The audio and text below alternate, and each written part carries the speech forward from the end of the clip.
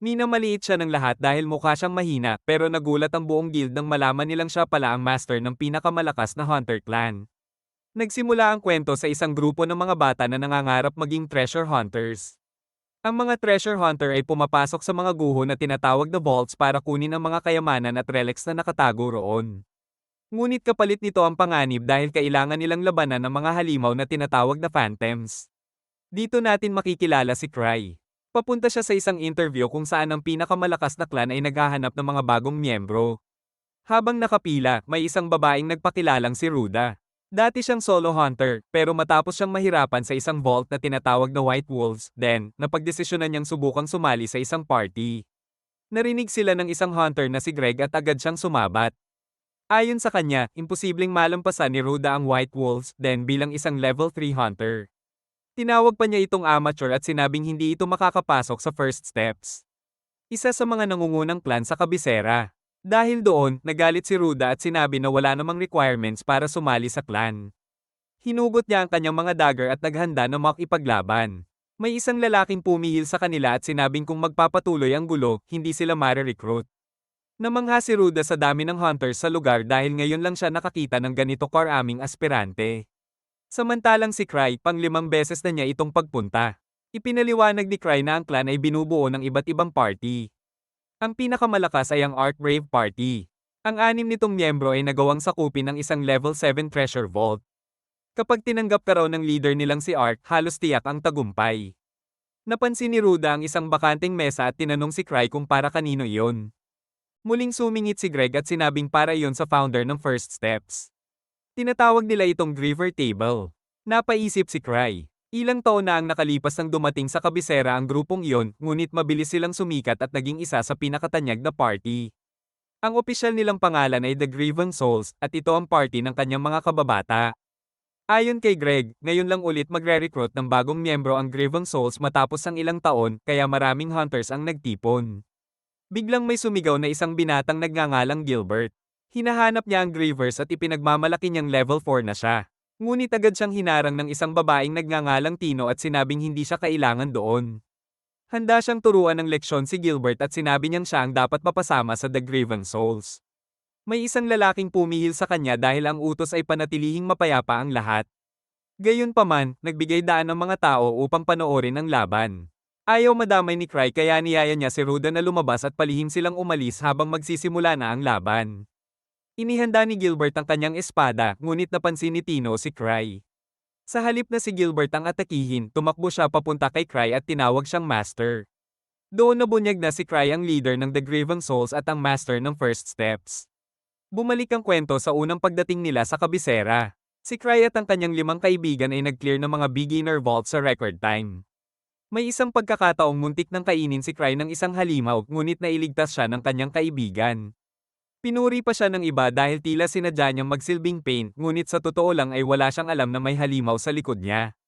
Pare-pareho silang may pangarap maging treasure hunters. Ngunit kumpara sa 5 niyang kaibigan na likas ang talento, pakiramdam ni Cry ay ordinaryo lamang siya. Naniniwala siyang kung patuloy siyang sasama sa kanila, magiging pabigat lang siya. Iniisip din niyang masyadong mababait ang kanyang mga kaibigan para sabihing mahina siya.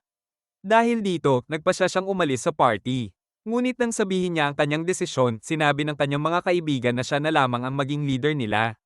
Sa kasalukuyan, humingi ng paumanhin si Cry kay Ark dahil nahuli siya at sinabi niyang nakatulog siya. Inakala ni Ark na nagbibiro lamang siya habang halatang hindi siya gusto ni Tino. Inisip ni Ark na sadyang nakihalo si Cry sa mga hunters upang suriin ang mga ito, ngunit iginiit ni Cry na talagang nakatulog lang siya. Dahil sa pagiging bastos ni Ark, sinabi pa ni Tino na dapat siyang paalisin sa clan. Tinanong ni Ark si Cry kung may napili na ba siyang magandang kandidato. Sa isip ni Cry, sapat na ang kanilang mga miyembro, ngunit tinanong pa rin niya si Ark kung handa itong tumanggap ng bagong hunter. Sumagot si Ark na nagtitiwala siya sa desisyon ni Cry at tatanggapin niya kung sino man ang piliin nito. Ngunit ikinagalit ito ng isang babaeng miyembro ng kanyang party. Iniisip ni Tino na irerekomenda siya ni Cry kaya sinabi niyang mas gugustuhin pa niyang manatili sa tabi nito. Biglang gumawa na naman ng eksena si Gilbert kaya tinanong siya ni Cry kung miyembro ba siya ng ibang party. Sagot ni Gilbert, hindi iyon mahalaga. Sa isip ni Cry, sa kasalukuyang estado ni Gilbert ay hindi pa ito magiging malaking tulong. Pero kung sasanayin ito ng party ni Ark, posible pa itong lumakas.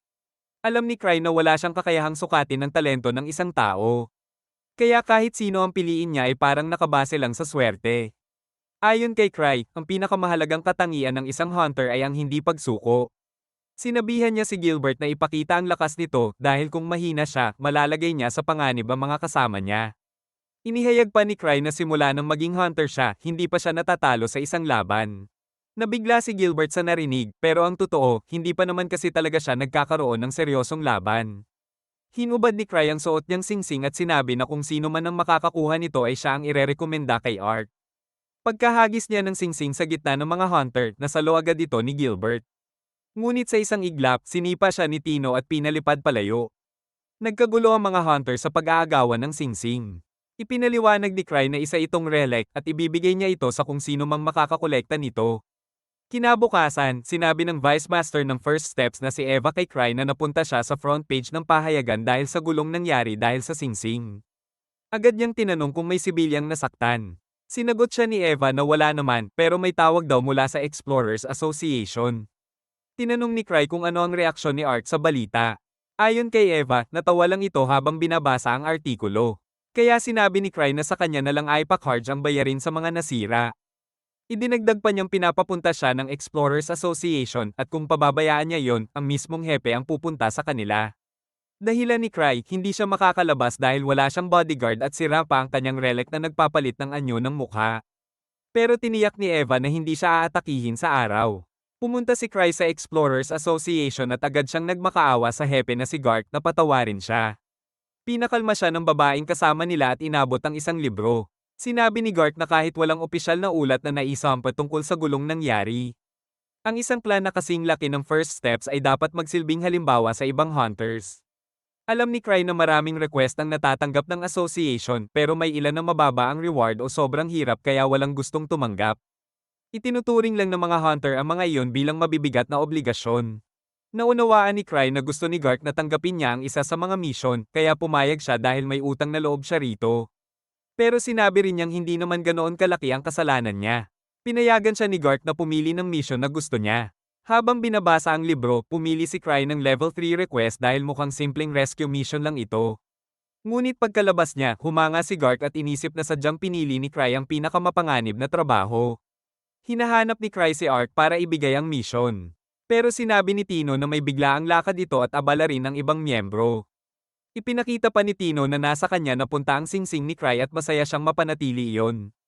Tinanong siya ni Cry kung libre siya. Natuwa si Tino dahil inakala niyang gusto siyang makasama ni Cry. Pero nang sabihin nito ang tungkol sa mission, agad siyang tumakbo palayo. Nag-summon si Cry ng isang nilalang mula sa kadena niya at ipinahabol ito kay Tino. Nang maabutan siya, nagreklamo si Tino na akala niya ay magsasaya sila. Pero pinipilit lang pala siyang gumawa ng obligasyon. Sinabi pa niyang level 4 pa lang siya at hindi niya kayang mag-rescue ng 5 tao mag-isa. Lalo siyang nainis nang sabihin ni Cry na sasama sina Gilbert at ang iba sa kanya. Bumalik ang kwento 6 na taon nang nakalipas nang unang dumating si Cry at ang kanyang mga kaibigan sa association para magparehistro bilang isang party. Natatakot si Cry na pumasok, iniisip niyang magiging pabigat lang siya at mas mabuting umalis na lang sila. Pero biglang sinipa ng kaibigan niyang si Locke ang pinto at ipinahayag na siya ang pinakamalakas na swordsman sa mundo. Binanggit pa niya na laging sinasabi ni Cry na ang isang tunay na mandirigma ay hindi kailangan ng sandata, kaya kahoy na espada lang ang ginagamit niya. Sinabihan ng grupo na pumili ng pangalan at simbolo ng kanilang party. Wala pa silang naiisip kaya sinabi ng receptionist na ang pangalan ay sumasalamin sa espiritu ng kanilang samahan, kaya kailangan nilang pumili ng mabuti. Nagpasya si Cry na gamitin ang pagkakataon para ipakita kung gaano siya kaina bilang leader. Kaya pinili niya ang pangalang Grievance Souls. Hindi ito nagustuhan ng iba dahil dapat ay isang hero party sila at ang pangalang iyon ay tila magpapakita na parang madilim at mailap ang kanilang grupo. Sinabi pa ni Cry na hindi siya bagay maging leader nila. Ngunit biglang nagbago ang isip ng kanyang mga kaibigan at sinabi nilang gusto nila ang pangalan para lamang hindi siya tuluyang umalis sa kanila. Sa kasalukuyan, hindi pa rin makapaniwala si Greg na si Cry ang clan master. Doon niya nalaman na si Cry ay isang level 8 treasure hunter na kilala bilang Thousand Tricks. Tumanggi si Gilbert na paniwalaang si Cry ang pinakamalakas na hunter sa kabisera dahil hindi naman ito mukhang ganoon kalakas. Sinabi ni Tino na hindi siya maaaring makipag-team up kay Gilbert dahil puro salita lamang ito. Sa isip ni Cry, ganoon din naman siya. Tinanong ni Cry kung handa silang tumulong, ngunit tumanggi si Gilbert na makinig dahil hindi niya kinikilala si Cry. Kaya nagpa siya si Cry na huwag muna siyang isama. Habang paalis na si Cry, hinamon siya ni Gilbert ng laban. Kapag natalo raw siya, sasama siya sa kanila dahil hindi siya susunod sa mas mahina sa kanya. Ngunit sinabi ni Cry na si Tino ang kalabanin niya dahil siya ang leader ng kanilang party. Sinabi ni Gilbert na nagpakampante lamang siya noong una silang naglaban at hindi na niya uulitin ang pagkakamaling iyon. Pagkatapos daw niyang talunin si Tino, si Cry naman ang hahamunin niya. Ibinunyag ni Cry na level 4 hunter din si Tino. Sinabi ni Tino na kahit hindi siya may kumpara kay Cry, hindi siya matatalo kay Gilbert. Itinapon pa niya ang kanyang mga sandata upang hindi niya ito aksidenteng mapatay na ikinabahala ni Neruda. Ayon kay Greg, kung harapang labanan ang mangyayari, wala raw laban si Tino dahil isa siyang thief. Alam ni Cry na kahit pareho ang level nila, may malaking agwat pa rin sa kakayahan. Mas sanay si Tino sa one-on-one fights. Iniisip niya na ang Purgatory Sword ni Gilbert ang magpapas siya sa laban. Ngunit itinapon ni Gilbert ang espada at sinabing hindi niya kailangan ng sandata laban sa isang babaeng walang armas. Sinabi ni Tino na kapag nanalo siya, sasamahan siya ni Cry kumain ng ice cream. Hindi makatanggi si Cry nang makita ang ekspresyon sa mukha niya. Nagsimula ang laban. Mabilis na sumugod si Tino kay Gilbert. Kahit naiwasan nito ang unang atake, nagawa pa rin siyang sip-in ni Tino at mapalayo. Hindi sumuko si Gilbert at sinubukan siyang suntukin, ngunit agad siyang naipit sa isang leg lock. Sinabi ni Tino na pinagaan pa niya ang laban para sa kanya. Upang hindi na niya bastyusan si Cry muli, tinamaan niya ito sa likod ng ulo at bumagsak si Gilbert. Namangha sina Greg at Ruda sa lakas ni Tino. Naalala ni Gilbert ang kabataan niya kung saan siya ang pinakamalakas sa kanilang lugar. Nang pumunta siya sa kabisera at sumali sa isang party, sunod-sunod nilang nasakop ang mga vault at inakala niyang hindi na siya matatalo. Sinabi ni Tino na kung gusto pa niyang lumaban, gamitin na niya ang kanyang espada. Ngunit nang tumanggi siyang pulutin ito, sinabi niyang huwag hayaang ang yabang ang maging dahilan ng kanyang kamatayan. Doon niya napagtanto na kung seryoso ang laban, matagal na siyang natalo. Ipinaliwanag ni Cry na umalis si Gilbert sa dati nitong party dahil masyadong malaki ang agwat ng kakayahan nila. Naranasan din niya yon sa sarili niyang party, ngunit hindi sila nag-iwanan. Sa katunayan, ang mga kaibigan niya ang hindi siya iniwan. Nagulat si Gilbert na kahit ang Grieving Souls na binubuo ng pinakamalalakas na hunter sa kabisera ay marunong pa ring magpakita ng awa. Sinipa ni Cry ang Purgatory Sword at inactivate ang kapangyarihan nito. Nabigla si Gilbert dahil kahit siya ay hindi kayang magpalabas ng ganoon kalalakas na apoy, ngunit nagawa iyon ni Cry nang hindi man lamang hinahawakan ng espada. Sa mundong ito, ang pundasyon ng lahat ay tinatawag na mana material, isang substansyang naroroon sa lahat ng lugar ngunit hindi nakikita ng mata. Ang mga treasure vault ay nabubuo mula sa konsentrasyon ng mana material. Ang White Wolves din ang vault na pupuntahan ni Tino at ng iba. Dati, may isang halimaw na lobo roon na tinatawag na Silver Moon. Ngunit naubos sila sa pangangaso. Nakakatakot para kay Cry ang vault na iyon, ngunit naniniwala siyang kakayanin ni Tino at ng iba dahil halos magkapareho lamang ang kanilang level. Tinanong siya ni Eva tungkol sa Purgatory Sword. Sinabi ni Cry na madali itong gamitin kaya kahit si Gilbert na walang kaalaman sa kung paano ito gumagana ay nagagamit ang bahagi ng kapangyarihan nito. Naisip pa niyang bilhin ang espada mula kay Gilbert. Ngunit sinabi rin niyang hindi niya dapat sayangin ng pera dahil mayroon na siyang mga katulad na relics. Gayunpaman, bawat relic ay may sariling katangian. Pinayuhan siya ni Eva na mag-ingat sa paggastos, gaano man kalaki ang kinikita ng Grieving Souls. Naalala ni Cry na sa kanilang party, pantay-pantay ang hatian ng kita mula sa hunts kahit hindi lahat ay may malaking ambag. Napansin ni Cry na nakalimutan niyang i-charge ang kanyang relic, kaya pumunta siya sa isang babae na siyang nag-charge nito para sa kanya. Ang lalaking kasama ng babae ay nagkwento tungkol sa isang ligaw na level 3 phantom na nagpakita sa Northern Highway. Nilusob nito ang isang caravan na may kasamang 3 level 3 na gwardya at lahat sila ay napatay. Ayon sa kanya, ang Phantom ay may anyong lobo at nagmula sa White Wolves, then. Nag-alala si Cry nang marinig yun, ngunit pinakalma niya ang sarili at inisip na magiging maayos naman si Tino at ang iba. Idinagdag pa ng lalaki na tila lalong lumalakas ang mga Phantom nitong mga nakaraang panahon. May mga usapan pa tungkol sa pagbabago ng certification levels ng mga hunter dahil may isang party na nawawala ilang araw na ang nakalipas. Ang party na iyon ay pinamumunuan ng isang level 5 hunter na nagngangalang Rudolph. Muling binasa ni Cry ang quest at doon niya napagtanto ang isang malaking pagkakamali. Nakalimutan niyang basahin ang bahagi kung saan nakasulat na ang mga taong kailangang iligtas ay sina Rudolph at 4 pang level 5 hunters. Nagulat ang mga tao nang marinig na si Cry ang nagpadala kay Tino sa White Wolves, then. Pag-alis niya roon, sinubukan niyang kumbinsihin ang sarili na magiging maayos ang lahat hanggat hawak ni Gilbert ang kanyang Purgatory Sword. Ngunit lalo siyang nag-alala nang maalala niyang hindi niya alam kung na-charge ba ni Gilbert ang espada matapos itong gamitin. Samantala, sinabi ni Tino sa grupo na hindi magiging madali ang quest dahil si Cry mismo ang nagbigay nito sa kanila. Kaya bago siya umalis ay nagsulat pa siya ng kanyang huling habilin. Iniisip ng lahat na siguradong may dahilan kung bakit sila ang pinili ni Cry, ngunit sa totoo lang ay pinili niya lamang sila ng walang partikular na dahilan. Iniisip ni Cry na maaari naman silang umatras kung maging delikado ang sitwasyon, ngunit alam niyang si Tino ay hindi kailanman uurong kahit gaano kahirap ang kalagayan. Kaya nagpasya siyang habulin sila bago pa sila makarating sa vault. Plano niyang ipagawa kay Ark ang pagkumpleto ng quest kapag nakabalik na sila. Binuksan niya ang isang lihim na silid at nag-empake ng maraming relic hanggat kaya niya. Tumigil pa siya sandali habang nakatingin sa isang partikular na safe bago tuluyang umalis. Nakita siya ni Eva habang palabas na siya. Alam niyang nag-aalala ito para sa iba at nagulat siya nang makita na dala ni Cry ang Citri Slime Relic. Sinabi ni Cry na hindi naman siya sapat na hanggal para magdala ng ilegal na bagay. Sa isip niya, halos ubos na ang mana ng lahat ng kanyang offensive relics, kaya kailangan niyang dalhin iyon bilang huling paraan. Gumamit siya ng isa pang relic upang makalipad palabas, ngunit nag-alala si Eva dahil napakahirap kontrolin ng relic na iyon. Samantala, inatake si Tino at ang grupo ng isang phantom. Nagulat sila dahil ang phantom ay may suot na baluti at may hawak na espada. Ngunit determinado si Tino na matugunan ang inaasahan ni Cry sa kanya. Bumalik ang kwento sa panahong nagsisimula pa lamang magtrabaho ang Graven Soul sa kabisera. Nagulat si Luke nang mabasag ang kanyang espada laban sa isang phantom habang pinag-uusapan nila kung paano nila natalo ang isang Cyclops. May isang lasing na lalaki na nakarinig sa kanilang usapan at inisip na nag-iimbento lamang sila dahil imposibleng lumitaw ang isang level 4 phantom sa isang level 1 vault.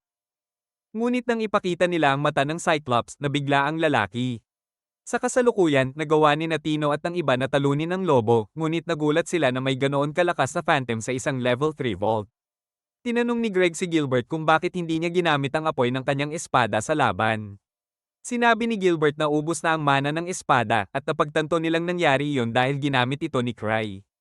Iminungkahi ni Ruda na umatras na sila at sinabi ni Greg na malamang ay patay na ang mga taong kailangan nilang iligtas. Ngunit tumanggi si Tino na baguhin ang plano.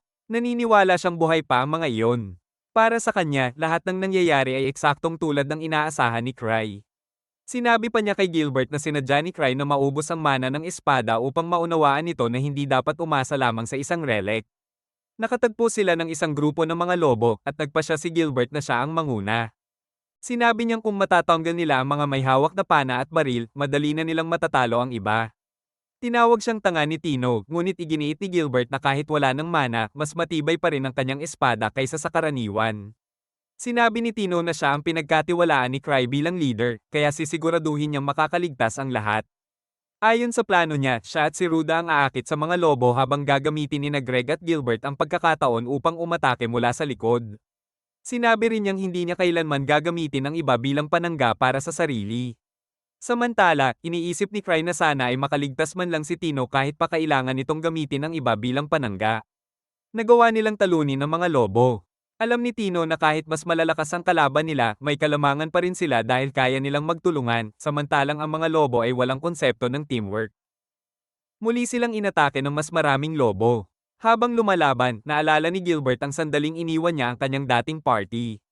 Napagtanto niyang ginagawa lamang ng mga iyon ang kanilang makakaya, ngunit hindi niya kailanman inisip ang kanilang nararamdaman. Sa tulong ni Greg, nagawang hiwain ni Gilbert ang isang lobo. Natuwa siya dahil ngayon ay mayroon na siyang malalakas na kakampi. Habang nagpapatuloy sila, naramdaman ni Tino ang presensya ng boss. Nagtanong si Greg kung dapat na ba silang umatras. Ngunit sinabi ni Tino na hanggang ngayon ay nakarating sila ng hindi nasasaktan, kaya naniniwala siyang makakahanap pa rin sila ng paraan laban sa boss. Sinabi niya na minsan ay kailangan talagang sumugal.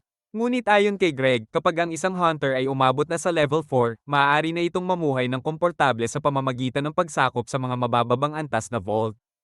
Kaya iniiwasan niya ang mga laban na alam niyang hindi niya kayang manalo dahil nakita na niya kung paano mamatay ang kanyang mga kasamahan. Binanggit ni Tino na matagal ng hunter si Greg pero sumama pa rin ito sa unang hakbang ng misyon. Kaya iniisip niya na may nais pa itong makamit. Sa tingin niya, iyon ang dahilan kung bakit siya pinili ni Cry. Sinabi niya kina Greg at Gilbert na ang misyon na ito ay paraan ni Cry para tulungan sila. Samantala, nagtataka si Ruda kung bakit siya napili. At nagbiro si Tino na baka dahil sa dibdib niya. Maya-maya, nakatagpo nila ang boss. Napansin ni Tino na wala itong suot na helmet kaya naisip niyang iyon ang kahinaan nito. Sinabi niya sa lahat na pigilan ang galaw ng halimaw at sabay-sabay silang sumugod. Ngunit biglang pinadpad ng halimaw si Greg at nabali ang kanyang espada. Nang malapit na siyang tamaan ng palakol, agad siyang tinulak ni Ruda palayo. Samantala, naghanda namang umatake si Tino. Tumalon siya sa ere at kahit tamaan ng lobo ang kanyang binti. Nagawa pa rin niyang talunin ito sa pamamagitan ng pagsaksak sa leeg nito. Gumamit si Tino ng potion upang pagalingin ang kanyang binti. Nagulat si Greg dahil nabali ang kanyang espada sa laban, ngunit sinabi ni Gilbert na dapat pa rin silang magpasalamat dahil nakaligtas sila. Binigyan ni Tino si Greg ng panibagong espada, ngunit biglang lumitaw ang apat pang lobo at sabay-sabay silang inatake. Nabigla silang lahat dahil lumalabas na higit sa isang boss ang nasa loob ng vault. Hindi nila alam kung ano ang gagawin. Kaya ipinakita ni Tino ang daan na maaari nilang gamitin para makatakas. Ngunit naharang ito ng isa sa mga lobo. Nagpasya sina Gilbert at Greg na manatili upang magsilbing pain para makatakas sina Tino at Ruda. Tumanggi si Tino na may magsakripisyo. Sa halip, sinabi niyang atakihin nila ang mga mata ng mga lobo, agad na sumugod si Gilbert sa isa sa mga ito. Habang hinaharang niya ang atake ng halimaw, sinaksak ni Greg ang binti nito gamit ang espada. Ngunit pinadpad sila ng malakas na puwersa. Inihagis ni Ruda ang kanyang mga kutsilyo patungo sa mga mata ng halimaw. Naalala ni Tino kung paano siya tinuruan ni Cry na gamitin ang kanyang ring relic. Ginamit niya ito upang mabulag ang lobo at sinamantala ni Gilbert ang pagkakataon upang tapusin ito. Ngunit kahit nagawa niya yon, tumilapon siya at bumangga sa pader. Humingi siya ng paumanhin kay Tino dahil umatake siya ng hindi nag-iisip. Ngunit sinabi ni Tino na siya ang may kasalanan dahil hindi malinaw ang kanyang mga utos. Muling naghanda ang mga lobo na umatake at akala nila ay katapusan na nila. Biglang bumagsak si Cry mula sa itaas at ibinangga ang isa sa mga lobo sa pader. Tumayo muli ang halimaw at sinubukang umatake sa kanya, ngunit nagulat ito nang makita na may kalasag na nagpoprotekta kay Cry. Ginamit ni Cry ang kanyang singsing upang magpakawala ng napakalakas na putok. Namangha si Greg sa kapangyarihan ng isang level 8 hunter. Ngunit laking gulat ng lahat nang makita nilang halos walang nangyari sa lobo. Alam ni Cry na hindi naman talaga ganoon kalakas ang kanyang shooting rings. Nalito siya nang mapansin niyang may mga armas pa ang mga lobo. Ang gusto lang niya ay makatakas ng ligtas kaya naghanda siyang gamitin ang slime ni Sith na agad ikinatakot ng mga lobo. Ngunit nang tingnan niya ang bote, wala na pala itong laman. Kaya gumawa na lang siya ng smokescreen bilang panggulo at sinabi sa lahat na tumakbo. Habang tumatakbo sila, napansin ni Ruda na parang mabagal si Cry. Iniisip niyang sinasabayan lang nito ang takbo nila dahil nasugatan si Tino. Ngunit sa totoo lang, mahina lang talaga si Cry sa pagtakbo. Iniisip din ni Tino na sinasadya iyon ni Cry upang maprotektahan siya. Naalala niya ang unang beses silang nagkita. Muntik na siyang kidnapin ng ilang lalaki noon, ngunit dumating ang The Grieving Souls at iniligtas siya sa tamang oras. Simula noon, labis na niya silang hinangaan. Sa wakas ay nakatakas ang grupo mula sa mga lobo. Sinabi ni Ruda kay Cry na kung hindi dahil kay Tino, hindi sila makakaligtas. Ngunit humingi ng paumanhin si Cry dahil ipinadala niya sila sa isang napakadelikadong misyon. Gumamit siya ng isang relic upang pagalingin ang binti ni Tino. Pagkatapos ay sinabi niyang mag-isip sila ng paraan upang makalabas ng vault sa halip na hanapin ng mga boss. Ngunit nag-aalala siya dahil wala siyang ideya kung saan sila pupunta. Bumalik ang kwento sa nakaraan, kung saan ipinakita ni Cry sa kanyang mga kaibigan ang lahat ng relic na binili niya. Namangha ang lahat sa dami nito. Hiniling ni Liz na pumili si Cry ng isa para sa kanya. Ngunit sinabi ni Locke na hindi iyon patas, kaya dapat pumili si Cry ng tig-isa para sa kanilang lahat. Nagpakita ng interes si C3 sa isang bag. Ipinaliwanag ni Cry na isa itong magic bag na kayang maglaman ng walang limitasyong bilang ng mga gamit. Kaya naisip ni C3 na siguradong mahal ito. Ngunit ibinunyag ni Cry na mura lang pala ito dahil tsokolate lang ang kayang ilagay sa loob. Sinubukan naman ni Liz ang isang bracelet, ngunit bigla siyang natamba. Ipinaliwanag ni Cry na iyon ay isang labyrinth ring na sumisira sa sense of balance ng nagsusuot. Samantala, sinubukan ni Locke ang isang cool na espada, ngunit unti-unti siyang nawawala ng katinoan. Sinabi ni Cry na cursed ang espada. Doon nila napagtanto na halos lahat ng relic ay walang silbi. Gayunpaman, kinuha pa rin nila ang mga ito bilang training items. Sa kasalukuyan, nagtataka si Cry kung bakit siya ang nangunguna sa grupo kahit wala naman siyang ideya kung saan pupunta. Iniisip niyang dapat sina Tino o Ruda ang manguna dahil mga thief sila. Tinanong naman ni Gilbert kung papunta ba sila sa exit. Ngunit sinabi ni Tino na bahagi iyon ng kanilang training, ang pag-intindi sa tunay na intensyon ni Cry. Ayon sa kanya, papunta sila sa exit. Nabigla ang lahat sa sinabi niya. Ipinaliwanag ni Tino na base sa mapa na nakita niya bago sila umalis, may ideya siya sa layout ng vault. Alam niyang ang daan na tinatahak nila ay hindi papunta sa exit. Kung gusto nilang makalabas, kailangan nilang bumalik sa boss room. Habang naglalakad sila, napansin ni Ruda na kahit alam niyang sinusubok sila ni Cry, hindi pa rin niya mapigil ang itanong kung saan sila pupunta. Ngunit ang totoo, wala talagang ideya si Cry. Nagtataka pa nga siya kung bakit patuloy siyang sinusundan ng lahat. Habang iniisip niyang bumalik na lang, biglang tumakbo ang lahat pasulong. Sinabi ni Tino na ito ang dahilan kung bakit dapat silang nagtiwala kay Cry. Hindi maintindihan ni Cry ang ibig niyang sabihin, ngunit nagulat siya nang matagpuan nila ang grupo ni Rudolph. Nagpasalamat si Rudolph sa kanila sa pagligtas. Ngunit sinabi ni Tino na kay Cry sila dapat magpasalamat dahil siya ang nagdala sa kanila roon. Sinabi ni Ruda na nabigyan na niya ng mga potion ng lahat. Pero unti-unti pa rin silang nawawalan ng lakas kaya kailangan nilang kumain. Kaya ginamit ni Cry ang kanyang magic bag at naglabas ng tsokolate para sa lahat. Binanggit ni Greg na nang marinig niyang may isang party ng level 5 hunters na nawawala, inakala niyang may pagkakamali lang iyon. Ngunit ipinaliwanag ni Rudolph na hindi nila inaasahan na ganoon kalakas ang kalaban. Nalito si Gilbert dahil kahit malalakas ang mga lobo, hindi niya iniisip na magiging problema iyon para sa isang grupo ng level 5 hunters. Pagkatapos ay ibinunyag ni Rudolph na iisang phantom lang ang umatake sa kanila at ang mukha nito ay parang bungo. Nagulat ang lahat nang marinig iyon. Sinabi pa niya na malamang ito ang sumpa ng Silver Moon na nananatili sa loob ng vault. Sa tingin niya, ang galit ng mga halimaw na pinatay ng mga tao ay lumakas sa loob ng vault at iyon ang nagbigay sa kanila ng kapangyarihan. Ngunit ayon sa kanya, ibang klase ang Phantom na umatake sa kanila at posibleng kasing lakas pa ng Thousand Swords. Napaisip si Cry dahil ang kilala bilang Thousand Swords ay si Locke na nakabisado ang lahat ng anyo ng swordsmanship. Napakalakas nito na kaya niyang talunin ang kalaban kahit kahoy lang ang espada. Alam ni Cry na malalakas ang mga Phantom pero hindi niya iniisip na may aabot sa level ni Locke. Kung may ganoong Phantom, siguradong matagal na itong natalo ni Locke. Tinanong ni Ruda si Cry kung ano ang susunod nilang gagawin. Sinabi ni Cry na dapat silang lumabas ng vault. Ngunit ipinaalala niya na si Tino ang ginawa niyang leader ng misyon, kaya kung ano ang desisyon niya ay iyon ang susundin ng lahat. Sinabi niyang bahagi iyon ng training ni Tino pero sa totoo lang ay natatakot lang siyang manguna sa grupo. Sumang-ayon si Tino na umalis na sila sa vault. Sinabi rin niyang ganap nang gumaling ang kanyang binti kaya kayanan niyang tumakbo ng buong bilis. Ngunit pinaalalahanan siya ni Cry na isipin din ng iba. Sa totoo lang, nag-aalala lang siya sa sarili niya dahil hindi siya kayang sabayan sa bilis ni Tino. Malapit na silang makarating sa exit nang sabihin ni Rudolph na kung umatake ang Phantom, siya ang haarang para makatakas ang lahat.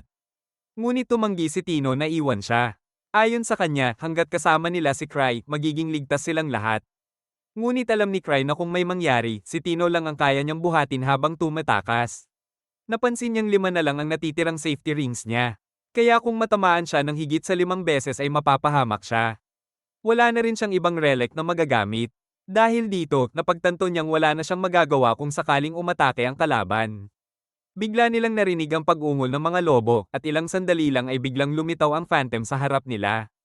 Natakot ang lahat, ngunit mas lalo silang nagulat nang makita nilang may isa pang Phantom.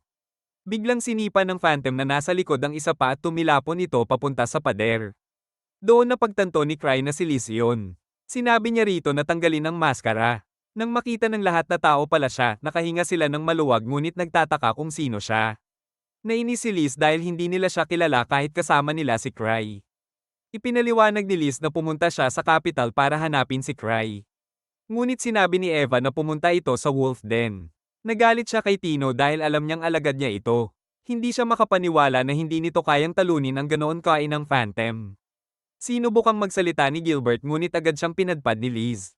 Pagkatapos ay bumaling siya kay Tino na lumuhad sa harap niya. Galit na sinigawan ni Liz si Tino at tinanong kung bakit napakahina nito. Humingi ng paumanhin si Tino ngunit sinabi ni Cry na maganda ang ginawa niya dahil natapos niya ang misyon. Kaya pinakiusapan niya si Liz na huwag masyadong maging mahigpit sa kanya. Samantala, tumayo muli ang Phantom at tinawag ang isa sa mga lobo na may hawak na Gatling gun. Lalong nagalit si Liz dahil parang minamaliit siya ng kalaban dahil sa kahinaan ni Tino. Nagsimulang magpaputok ang lobo gamit ang baril, ngunit sa sobrang bilis ni Liz ay nasalo niya ang mga bala sa hangin at inayos ang mga ito sa paligid niya. Sinabi niya na hindi siya matatamaan ng mga armas na ganyan. Patuloy niyang pinagsabihan si Tino at tinawag itong walang kakayahan dahil natatakot ito sa ganoong kainang sandata. Pagkatapos ay tumalon siya sa ere at sinabi na madaling talunin ng lobo kung aatakihin mula sa itaas. Sa isang atake lang, pinasabog niya ito. Sinubukan namang umatake ng Phantom gamit ang espada nito, ngunit nahawakan ni Liz ang talam gamit ang kanyang kamay. Pagkatapos ay walang awang binugbog niya ang Phantom habang patuloy na pinapagalitan si Tino na halos mapaiyak na. Naaawa si Cry kay Tino, ngunit napangiti siya nang maalala niya ang sinabi ni Rudolph na kasing lakas daw ng Thousand Swords ang Phantom. Alam ni Cry na bukod sa kanya, lahat ng miyembro ng Grievon Souls ay napakalakas dahil nahasa ang kanilang kakayahan sa patuloy na pakikipagkumpetensya sa isa't isa. Pagkatapos ng lahat, bumalik sila sa kapital. Sinabi ni Gilbert na ibibigay na niya kay Cry ang kanyang espada dahil balak niyang magsimulang muli sa training at bumalik sa dati niyang party. Sinabi naman ni Greg na dapat humingi siya ng tawad sa kanila sa naging asal niya noon. Idinagdag ni Greg na malaki ang utang na loob niya sa kanilang lahat at hiniling niyang ipaabot kay Cry ang kanyang pasasalamat.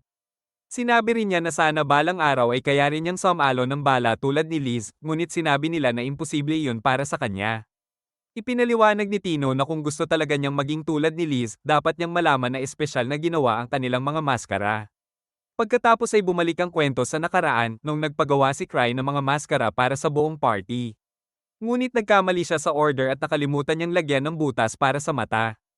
Pagbalik sa kasalukuyan, iyon ang dahilan kung bakit patuloy pa rin nilang ginagamit ang mga maskarang iyon. Hinahanap ni Cry ang slime sa kung saan-saan, ngunit hindi niya ito makita kahit saan. Kaya sinubukan na lang niyang kalimutan ang tungkol dito. Patuloy na hinanap ni Cry ang slime habang iniisip niya na noong sinubukan niya itong gamitin sa den, wala nang laman ang vial. Kaya naisip niyang baka nasa kwarto niya pa ito. Naalala niyang inilagay niya ito sa kanyang espesyal na safe, kaya imposible raw na makatakas iyon. Sa huli, napagpasyahan niyang baka wala talagang laman ang vial mula pa sa simula at posibleng pinagtripan lang siya ni C3. Ngunit kahit ganoon, may masama pa rin siyang pakiramdam tungkol dito. Kinabukasan, pagod siyang nagising dahil patuloy pa rin siyang nag-aalala sa slime. Doon niya nakasalubong si Eva na nagsabing hinihingi ng association ng kanyang ulat tungkol sa Wolf Den. Sinabi ni Cry na si Tino ang leader ng misyon kaya siya ang dapat tanungin. Ngunit sinabi ni Eva na abala si Tino sa training kasama si Liz. Tinanong ni Cry kung may kakaibang nangyayari sa capital dahil iniisip pa rin niya ang slime. Ngunit hindi alam ni Eva kung ano ang tinutukoy niya. Kaya sinabi na lang ni Cry na huwag na itong alalahanin at nagpasya siyang puntahan si Tino. Pagkaalis niya, napansin ni Eva na maraming kakaibang pangyayari ang nagaganap sa capital. Gayunpaman, tila laging tama ang mga nahuhulaan ni Cry tungkol sa mga nangyayari. Pumunta si Cry sa training room kung saan nakita niya sa labas si Sven, isang level 6 hunter. Siya ang leader ng party na Obsidian Cross. Sinabi ni Sven na kailangan nilang pigilan si Liz dahil mamamatay si Tino kung hindi sila kikilos. Akala ni Cry ay pinalalaki lang niya ang sitwasyon, ngunit nang buksan niya ang pinto, nakita niya si Liz na nakatayo sa ibabaw ng katawan ni Tino habang iniisip kung hanggang doon na lang ba ang kaya nito. Maghahanda na sana si Liz na tapusin ang laban, ngunit biglang sumingit si Cry. Sinabi ni Liz na mas malaki ang talento ni Tino kaysa sa kanya. Ngunit hindi niya maintindihan kung bakit napakahina nito. Sinabi ni Cry na itigil na nila ang training sa araw na iyon, ngunit biglang hinawakan ni Tino si Liz at sinabing kaya pa niyang gumalaw. Kaya nagpasya silang ipagpatuloy ang training. Napagtanto ni Cry na wala siyang magagawa para pigilan ang dalawa. Samantala, sinabi ni Sven na isinara ang Northern Route dahil sa pag-atake ng maraming Phantom. Naalala rin ni Cry na may kakaiba ring nangyari sa Wolf Den, kaya iniisip niyang baka iyon ang dahilan kung bakit gusto siyang makita ni Gar.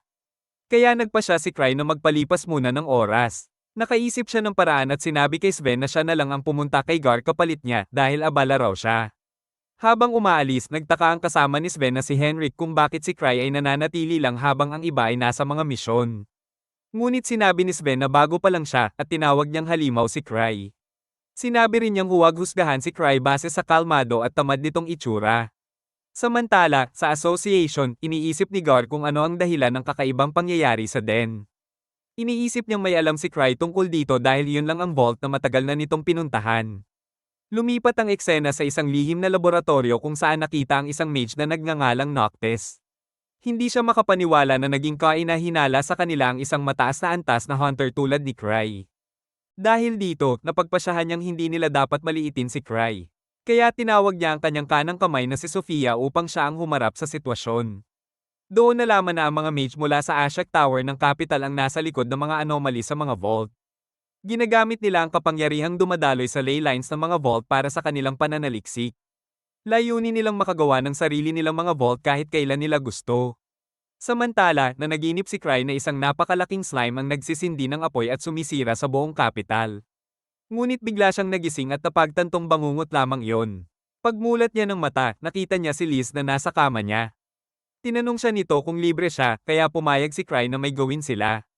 Samantala, bumisita si Gar sa first steps. Ngunit nang makita siya ni Liz, sinabi nitong umalis na siya dahil ayaw niyang masira ang araw niya kasama si Cry. Dahil dito, nagsimula silang mag-away. Kaya nagpa siya si Cry na kausapin na lang ang assistant ni Gar na si Kana. Tinanong siya ni Kana kung may napansin siyang kakaiba sa den. Ngunit sinabi ni Cry na may iba siyang iniisip. Sinubukan pa siyang tanungin ni Kana tungkol dito, ngunit alam ni Cry na hindi niya maaaring sabihin ang tungkol sa slime. Kaya sinabi na lang niya na kay Ark humingi ng tulong tungkol sa mga anomaly. Samantala, tinutukso ni Liz si Gar at sinasabing nanghina na ito. Dahil doon, nagpa siya si Gar na turuan siya ng leksyon. Doon nalaman na si Gar ay isang first-rate level 7 hunter na may palayaw na war demon. Ngunit pinutol ni Cry ang kanilang laban at sinabing tapos na sila sa kanilang pakay. Dahil dito, naghanda na si Liz na umalis habang nagulat naman si Eva sa laki ng pinsalang dulot ng kanilang laban. Pagkatapos nito, naglakad sina Cry at Liz sa lungsod. Doon nalaman na minsan nang pumunta si Liz at ang iba pang Grievers sa isang level 8 vault na tinatawag na Night Palace. Sinabi ni Liz na malalakas ang mga phantom doon. Kaya tinanong ni Cry kung paano ito ikinumpara sa boss ng Wolf Den, ngunit sinabi ni Liz na hindi niya na iyon maalala dahil napakahina nito. Biglang sinunggaban ni Liz ang isang lalaki dahil sa tingin niya ay nakatitig ito sa kanila. Ngunit pinakawalan din niya ito nang pigilan siya ni Cry at humingi ng paumanhin si Cry sa lalaki. Agad na tumakbo palayo ang lalaki. Inisip ni Liz na sinadya ni Cry na pakawalan ito dahil mahusay daw itong umarte, ngunit nalilito lamang si Cry. Samantala, ang lalaking tumakas ay nag-isip na parang binigyan siya ni Cry ng babala. Kaya napaisip siya kung gaano karami ang alam ni Cry tungkol sa kanilang plano. Ipinadala ni Cry ang party na Obsidian Cross sa association kapalit niya. Nagalit si Gar dahil gusto niyang si Cry mismo ang tanungin, ngunit alam niyang mahusay ang party kaya binigyan niya sila ng misyon na imbestigahan ang Wolf Den. Samantala, muli namang lumabas sina Liz at Cry. Sinabi ni Cry kay Liz na kumalma at ipinaalala na hindi iyon isang date. Tinanong ni Liz kung may hinahanap siya, kaya ipinaliwanag ni Cry na ayon sa ulat ni Eva ay may mga taong nawawala sa lugar na iyon. Kahit hindi bihira ang ganitong insidente sa bahaging iyon ng lungsod, iniisip niyang kailangan nilang seryosohin ito dahil maaaring may kinalaman ng slime ni C3. Idinagdag din niya na may nabanggit si Eva tungkol sa isang bagong ice cream shop sa malapit, kaya gusto niyang tingnan iyon. Nang marinig ito, natuwa si Liz. Nakikita ang lalaking nakita nila noong nakaraang araw habang palihim na pinagmamasdan sina Cry at Liz. Nagsimula siyang mataranta dahil iniisip niyang pinakawalan lang siya ng dalawa noon para masundan siya. Nabanggit niya na ang ice cream shop ay isa palang lihim na research base ng Akashic Tower. Dahil dito, naisip niyang kailangan niyang isara muna ang tindahan hanggang sa umalis si Cry. Biglang dumating si Sofia. Nakita niyang nagpapanik ang lalaki at tinanong kung ano ang nangyayari. Ngunit bago pa siya makasagot, kumatok si Liz sa pinto ng shop. Nang walang sumagot, nainip si Liz at sinubukan niyang sirain ang pinto. Pinigilan siya ni Cry at sinabing baka ubos na ang paninda ng shop. Sa huli, napaniwala niya si Liz na umalis na lang. Kahit sinabi ni Liz na naamoy pa rin niya ang matamis na amoy sa loob, sumama na rin siya kay Cry. Bumalik sila sa clan office. Naiinis si Liz dahil hindi sila nakabili ng ice cream. Habang si Cry naman ay patuloy pa ring nag-aalala tungkol sa slime. Tinanong niya si Liz kung nakabalik na si C3 mula sa Night Palace. Nag-alok si Liz na tulungan siya dahil matagal pa raw bago bumalik si C3. Ngunit sinabi ni Cry na kailangan niya ang kaalaman ni C3 tungkol sa isang partikular na magical creature. Dumating si Eva at sinabi na nakapili na siya ng mga miyembro para sa investigasyon sa Wolf Den. Nasa lugar na raw ang team ni Sven, ngunit hindi pa bumabalik si Ark. Nabanggit din niya na magsisimula ang investigasyon kinabukasan at magpapadala rin sila ng relic expert para suriin ang vault. Natuwa si Cry dahil hindi na niya kailangang sumama at nagtitiwala siyang kayang pamahalaan ni Eva ang lahat. Samantala, nagkaroon ng pulong ang mga miyembro ng Akashic Tower tungkol sa pagkatuklas ni Cry sa kanilang lihim na base sa capital. Iminungkahi ng isang mage na nagngangalang Flick na manatili silang kalmado. Ngunit dahil hindi malinaw ang tunay na layunin ni Cry, hindi nila alam kung ano ang tamang gawin. Tinanong ni Noctes si Sofia kung ano ang tingin niya at ikinagulat ng lahat nang sabihin niyang dapat silang lumaban. Ipinaalala ni Flick na level 8 si Cry, ngunit sinabi ni Sofia na hindi sila dapat umatras. Ayon sa kanya, ito ang perpektong pagkakataon para subukan ang kanilang defense system. Kung mapapatay nila ang buong party ni Cry, wala nang matitirang hahadlang sa kanila. Hindi nagustuhan ni Noctes ang ideya, ngunit sinabi niyang gawin na lang ni Sofia ang gusto nito dahil napansin na sila ni Cry. Samantala, naglalakad si Tino sa lungsod at nagulat siya nang makita ang napakaraming hunter sa guild. Sinabi ng isang hunter na nakikipagtulungan sila sa association para imbestigahan ang wolf den. Iniisip ni Tino na sobra ang dami ng tao, ngunit ipinaliwanag ng lalaki na gusto ni Cry na si Ark ang mamuno sa misyon. Dahil isa si Ark sa pinakamahusay na level 7 hunters sa mundo, ang dami ng hunter ay para lamang punan ang kawalan niya. Dumating sina Cry at Eva at nagulat din si Cry sa dami ng tao. Ipinaliwanag ni Eva na ang lahat ng iyon ay kapalit ni Ark. Nag-alala si Cry sa gastos ng pagkuha ng napakaraming hunter kaya iminungkahi niyang bawasan ang kanilang bilang. Ngunit nag-alala ang ibang hunter dahil kung si Ark ang dapat manguna, ibig sabihin ay napakaseryoso ng banta sa vault. Dahil dito, napaisip si Cry kung ano ba talaga ang nangyayari sa loob ng vault. Sinabi ni Eva na kaya nilang bayaran ng mga dagdag na hunter dahil tumutulong si Gar sa gastos. Ngunit nag-aalala si Cry na ipadala ang lahat doon dahil baka naroon ang slime ni C3. Biglang dumating si Liz at kinutya ang lahat, sinasabing kaya niyang gawin ang misyon mag-isa. Kaya hiniling niya kay Cry na payagan siyang sumama. Tumanggi si Cry dahil alam niyang magdudulot lang siya ng gulo sa ibang grupo. Alam din niyang isasama ni Liz si Tino, na hindi pa lubusang nakakabawi mula sa matinding training. Tinanong ni Eva kung si Cry na lang ba ang mamumuno sa misyon. Natuwa ang mga hunter sa ideyang iyon, ngunit sinabi ni Cry na mas bagay si Sven sa papel na iyon. Ipinaliwanag niyang may mahalaga pa siyang gawain na kailangang tapusin, kaya susunod na lang siya sa kanila. Ngunit ang tunay niyang plano ay dumating lamang kapag halos tapos na ang misyon. Habang naghahanda ang grupo na umalis, iginiit pa rin ni Liz na sasama siya. Nilinlang siya ni Cry sa pagsasabing may mahalagang gawain siyang ipapagawa rito.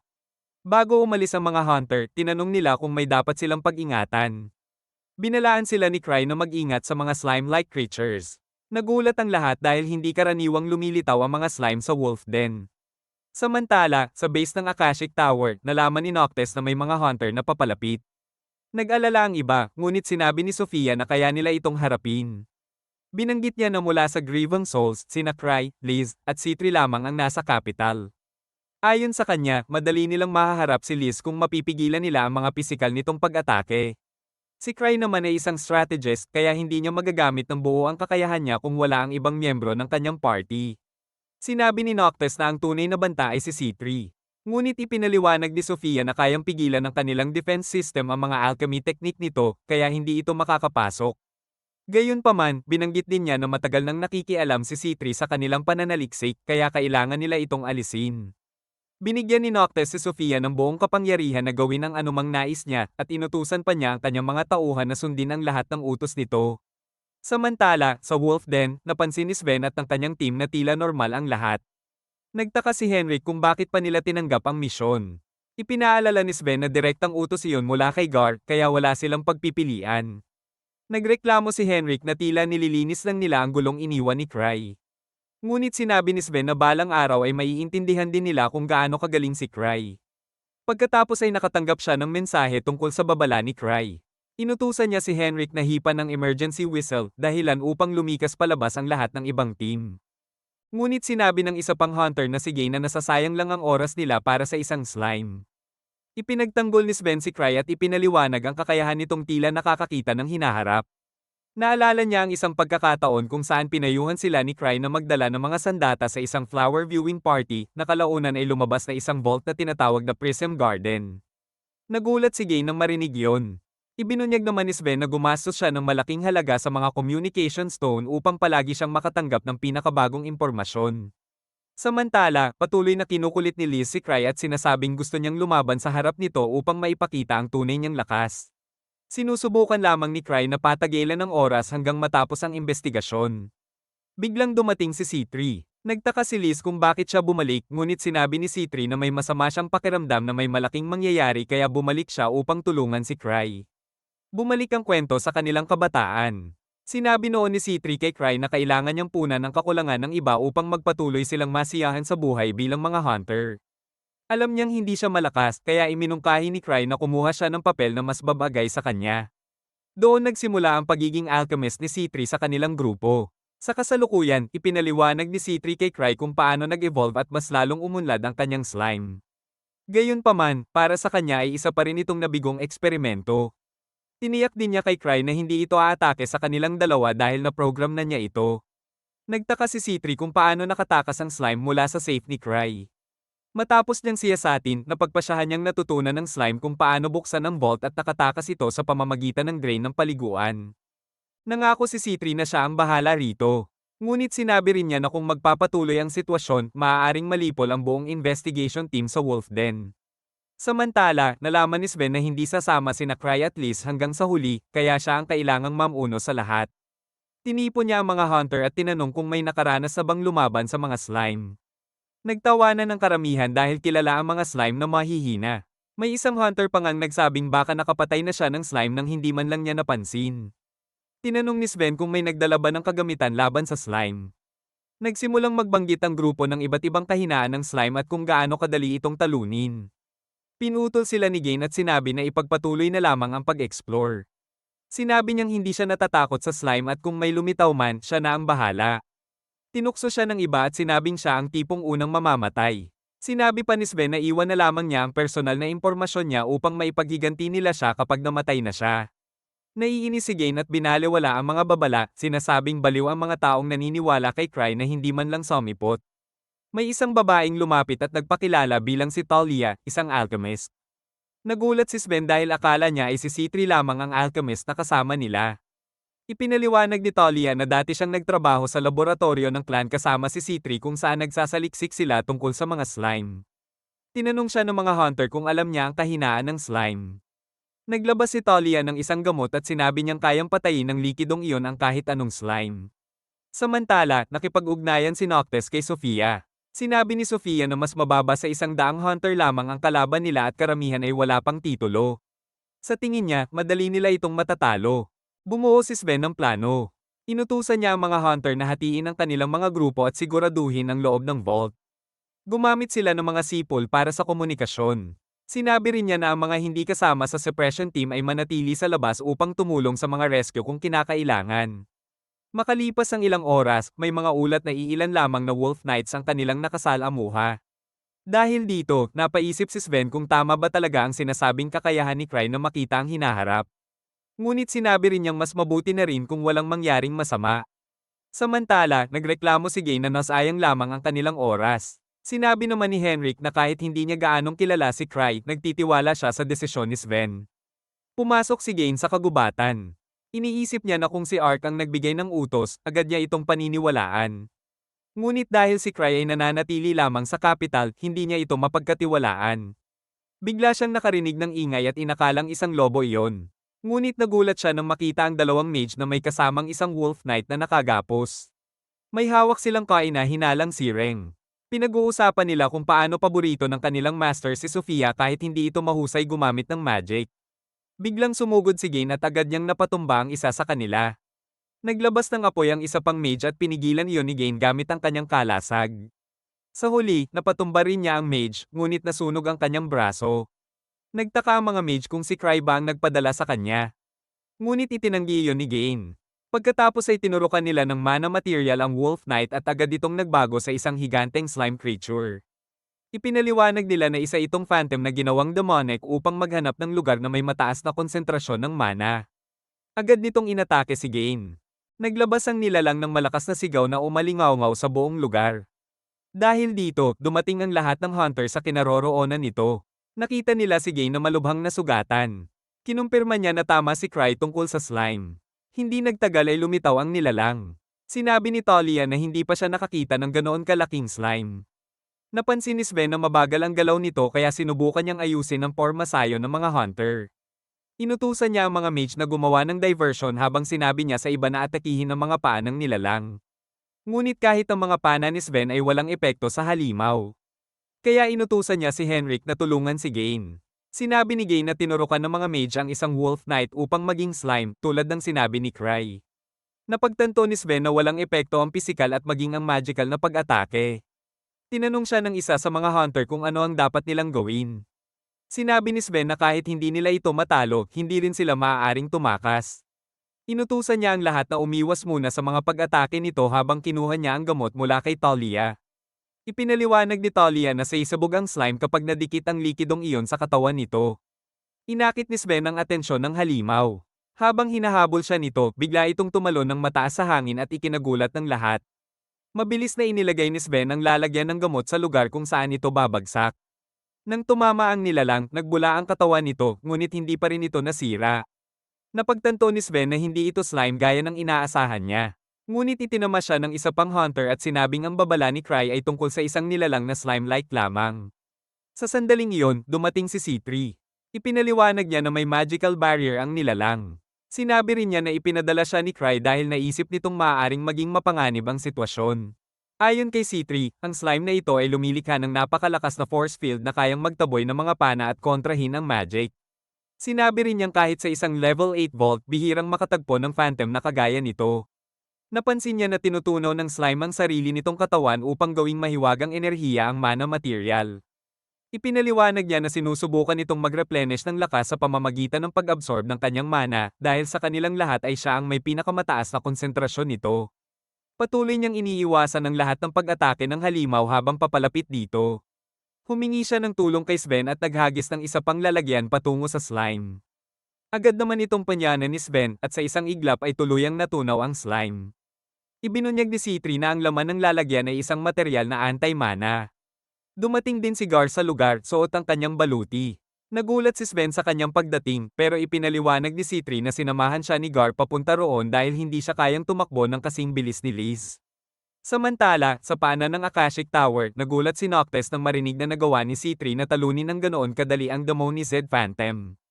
Naalala niya ang babala ni Sofia tungkol sa kakaibang kakayahan ni C3. Ibinahagi ni C3 sa mga hunter ang resulta ng kanyang investigasyon tungkol sa Akashic Tower sa Noctis.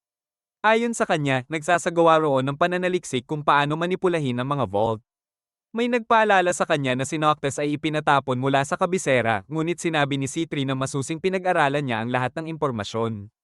Idinagdag pa niya na ang Phantom na kanilang nakalaban ay malamang na produkto ng mga eksperimento ng Akashic Tower. Iniisip ni Talia na posibleng may isang underground device na sangkot dito at sumang-ayon si C3. Para makalikha ng ganitong klaseng mga halimaw, siguradong nangangailangan iyon ng malalaking kagamitan. Nag-aalala rin siya na baka may iba pang mga halimaw na katulad ng kanilang napatay. Inamin niya na iisa lamang ang dala niyang anti-mana stick at nagamit na niya iyon kanina. Dagdag pa niya, hindi siya isang mahusay na mandirigma. Pero determinado siyang gawin ang makakaya niya. Naniniwala siyang kung magtutulungan silang lahat, malalampasan nila ang anumang panganib. Kalaunan, pinuri ni Henrik si C3 sa harap ni Sven. Ngunit binalaan din niya ito na mag-ingat dahil para sa kanya si C3 ay isang makapangyarihang mahina. Alam niyang isa siya sa mga miyembro ng The Grieving Souls, kaya handa itong gawin ang kahit ano upang makamit ang kanilang layunin. Para lamang mabuhay kahit pa umabot sa puntong kailangan niyang lumunin si Henrik. Samantala, sa base ng Akashic Tower, ipinaalam ng mga mage kay Flake na iniutos ni Sofia na pakawalan ang mga damo ni Zed Phantom ng paisa-isa. Ngunit para sa kanila, mali ang utos na iyon dahil mas mapapadali lang daw para sa mga hunter na talunin ang mga halimaw kung ganoon ang mangyayari. Sinabi ni Flick na isa lamang researcher si Sofia at wala itong karanasan sa tunay na labanan. Sinubukan nila siyang kontaken upang kumpirmahin ang utos ngunit hindi nila siya maabot.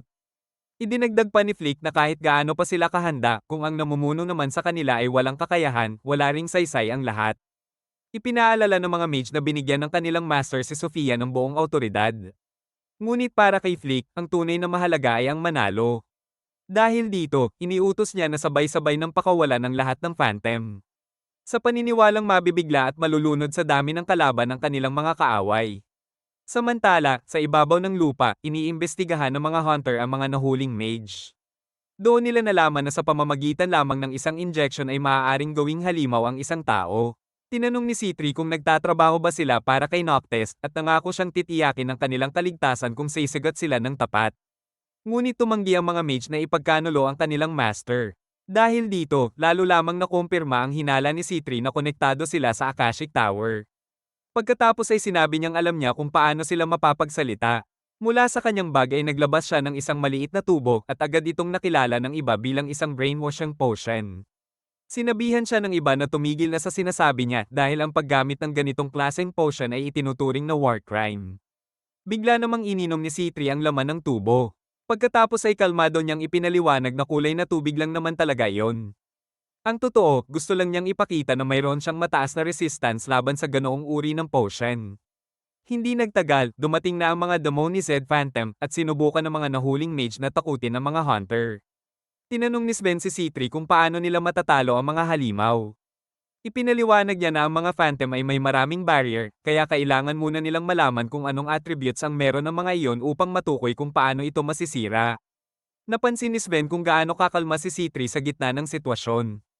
Napagtanto rin niya na ang Phantom na ito ay mas mabilis kaysa sa naunang nakalaban nila. Iniutos ni C3 sa mga shield bearer na pamwesto sa unahan upang masuri nila kung saang direksyon umiikot ang force field ng Phantom. Ngunit nagbabala siya na dapat nilang ibaba agad ang kanilang mga shield sa sandaling mag-contact sila sa halimaw. Biglang sumalakay ang Phantom at kahit na nagbabala si C3, naputol ang braso ng isa sa mga hunter. Agad niyang sinabi sa iba na ito na lamang ang kanilang pansin sa halimaw. Ngunit kahit sunod-sunod ang kanilang pag-atake, wala itong epekto dahil umiikot ang force field ng Phantom kaya nagagawa nitong iwasan ang lahat ng kanilang atake. Mabilis na sinuri ni C3 ang sitwasyon at napagpasyahan niyang walang silbi ang mga pisikal na pag-atake kahit pa si Gar ang umatake. May nagmungkahing baka pwede na lang nilang hintayin na maubos ang mana ng Phantom ngunit hindi sumang-ayon si C3. Ayon sa kanya, aabutin pa iyon ng halos 1 oras. Doon na unawaan ni Sven kung bakit gusto ni Cry na si Ark ang manguna sa misyong ito. Habang pinag-uusapan nila ang susunod na hakbang, may isa pang Phantom na biglang lumitaw. Dahil dito, tila wala na silang paraan para makatakas. Ngunit biglang may naisip si C3. Napansin niya ang isang malaking kahinaan sa paraan ng eksperimento ng Akashic Tower. Agad niyang tinawag ang mga mage at inutusan silang itigil ang pag-atake. Sa labis na pagtataka ng lahat, nagsimulang mag-atakehan ng mga Phantom sa isa't isa sa halip na ang mga hunter ang puntiryahin. Ipinaliwanag ni C3 na likas sa mga Phantom ang umatake sa mga tao upang makasipsip ng mana at makapag-replenish ng lakas. Pero ngayong wala nang umaatake sa kanila, ang tanging ibang mapagkukunan ng mana ay ang kapwa nila Phantom dahil ang mga ito ay parang mga bukol lamang ng purong mana material. Namangha ang mga hunter habang pinapanood ang mga Phantom na unti-unting naglalaban at nagwawasakan sa isa't isa. Samantala, litong-lito ang mga mage kung ano ang nangyaring mali sa kanilang plano. Samantala, sa base ng Akashic Tower, galit na galit si Noctis kay Flake at sa iba pa dahil sinuway nila ang utos ni Sofia. Ipinagtanggol naman ni Sofia ang sarili. Sinabi niyang kahit wala siyang gaanong karanasan sa labanan, hindi kailanman walang dahilan ang mga utos niya. Sinubukan ni Noctis na manatiling positibo. Ipinaalala niya na hindi lamang ang mga Phantom ang bumubuo sa kanilang lakas sa labanan. Pagkatapos ay tinanong niya si Sofia kung ano na ang susunod nilang hakbang. Napansin ni Sofia na sumama na rin sina C3 at Gar sa mga hunter, kaya nagbago na ang sitwasyon. Sa tingin niya, hindi na sila maaaring umatras ngayon. Ipinaalala rin niya na may mga nahuli silang mage at nag-aalala siyang baka may maibunyag ang mga ito tungkol sa tore. Naniniwala si Flick na hindi sila ipagkakanulo ng mga mage. Pero para kay Sofia, malamang na matutuntun pa rin ni C3 ang kanilang base sa lalong madaling panahon. Kaya nagpasya siyang pakawalan ng Malice Eater upang patayin ang mga hunter. Ipinaalala ni Noctis na nasa training pa lamang ang Malice Eater at kailangan pa ng 1 taong kokontrol dito. Kaya inutusan ni Sofia si Flick na siya ang manguna, ito raw ang pagkakataon niya upang patunayan ang kanyang halaga. Samantala, humahanga si Talia kay C3 dahil hindi ito kailanman sumusuko. Para sa kanya, isa itong tunay na henyo. Ngunit habang pinagmamasdan niya si C3, hindi niya maiwasang makaramdam ng inggit dahil pakiramdam niya ay hindi niya kailanman maaabot ang antas nito. Napansin ni Sven na tila malalim ang iniisip ni Talia, kaya tinanong niya kung may bumabagabag sa kanya. Akala niya ay dahil iyon sa hindi gumana ang slime repellent nito, ngunit itinanggi iyon ni Talia. Sinubukan siyang pasayahin ni Sven at sinabing dapat ay binalaan sila ni Cry na hindi ordinaryong slime ang kalaban nila. Idinagdag pa niya na napapansin niyang panay ang titig sa kanya ng mga mage, baka raw dahil sa pulang buhok niya. Sa kabilang banda, iniisip ni Gar na baka kailangan na nilang umatras. Ngunit nagulat siya nang sabihin ni C3 na natukoy na niya ang lokasyon ng base ng kalaban. Ipinaliwanag niya ang eksaktong lugar kung saan niya pinaniniwalaang nagtatago ang mga ito base sa presensya ng mana at iba pang palatandaan. Tinanong niya ang mga mage kung tama ang hinala niya. Nagsinungaling ang mga ito at sinabing mali siya, ngunit lalo lamang nitong nakumpirma ang kanyang hinala. Napagpasyahan ng grupo na kailangan nilang umatake agad bago makatakas si Noctis. Ngunit sinabi ng mga mage na wala roon ang kanilang master at sumigaw sila kay Sofia na pigilan ng mga hunter. Nagtaka si Sven kung sino si Sofia.